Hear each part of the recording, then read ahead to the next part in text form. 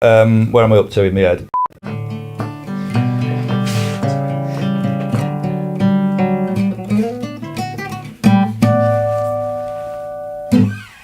Hey everybody, we're going to be talking about management today, and there's not a day goes by unless I get an email or a phone call from a band or an artist saying, can you sort out my management situation please? Now the thing about managers is, it's very tempting to think there's a back door into the music industry, and it's very tempting to think that the person with this kind of management thing has got these sort of supernatural powers to solve all your problems and create a career out of nothing. It doesn't quite work like that. But I think what we should do today, think about what a manager does, what you need to do, and then how to get connected with the various different type of managers that can really make a difference and take you from where you are now to where you want to be. It's all about that, don't forget. So what does a manager actually do? Well, I'll tell you what they can do for you and what they can't. What they can't is wave a magic wand and solve all your problems. Just because they're called a manager doesn't mean that they've got any more ability than you have necessarily. But the management role is simply to help you achieve your vision.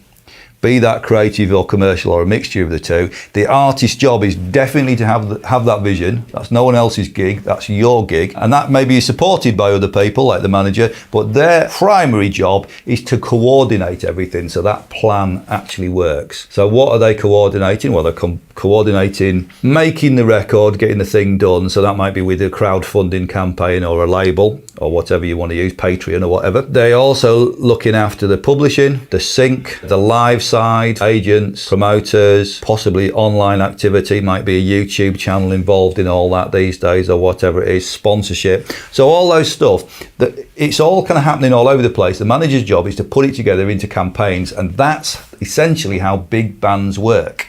Little bands tend to mix everything up and do a bit of this and a bit of that even in the same day. It's not very effective when you want to professionalise your music and professionalise your career. So we tend to think in blocks of activity, writing songs, making the record, putting a release out, and then building a campaign around that release. And that's what the manager does. How can you get connected with the right person to do that stuff for your project? Now, here's the thing. We're going to give you a list of management companies which we've just sourced online, and I've also got a secret list of management companies that we've worked with and we've also hung with, and we know they're great people. But this is the deal. You can't just go bothering these people and filling up their inbox with demos.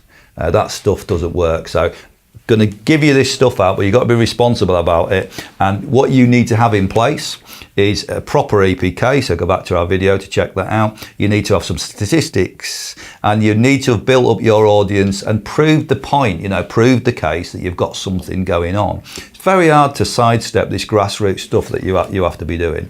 But if you've got that stuff in place, you've got a bit of audience, you've got great social stats, you've got a great EPK, a video, a track, then that's the time to be speaking to managers. Two types of manager, really, fundamentally speaking. And it really depends on what stage you're at. At the sort of upper end of things, there's traditional managers who work by taking a commission on your income, and that's typically 20%.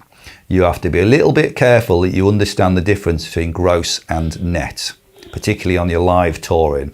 So if you're bringing in 100,000 quid of gig fees for a theatre level tour, for example, there's a massive difference between your manager commission you 20% of that gross, which is 20 grand, or 20% of the actual profit of the tour, which might be an awful lot lower. You've got to be really careful there. So understand the difference in gross and net. But essentially, a traditional manager works like that, and it only works when the band's big enough to have substantial income. Otherwise, there's nothing to commission.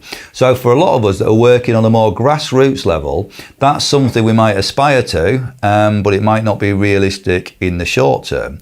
So the order of events tends to go, you take care of your management to start with. There's these guys working in a traditional way when your career's really kicking off. So what about this middle area where you need some help, but perhaps that traditional model doesn't quite work anymore? Well, where we've evolved to is people are consulting as managers, somewhat reluctantly, but they have to get paid.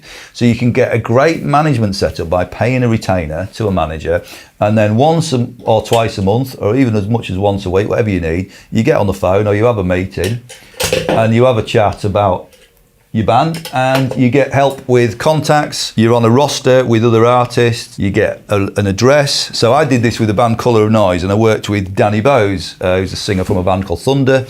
He's got a management company called Solid. It was a fantastic, I spent a little bit of money with Danny, and I got a London address. I got an awesome address book, great quality advice, and absolutely it was the best money I ever spent, and it was more affordable than you think. So managers that work like this and do an incredible job, just off the top of my head, Rob Stampede, then Toby, Lightning in a Bottle, doing great work. There's Rock People Management, of course, having huge success with Massive Wagons, got a very interesting roster of rock acts.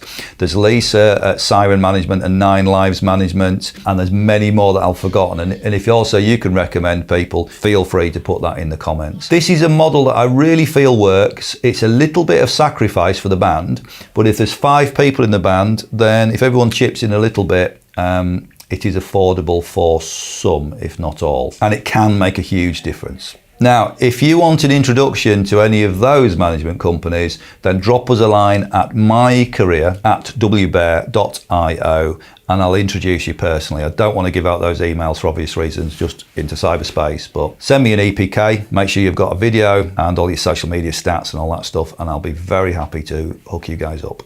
So thank you for listening, everyone, and don't forget, if you're a musician or indeed a manager, you can do this stuff full-time with us in the context of a BA Honours degree or a Master's. And here's the website where you can find out more details.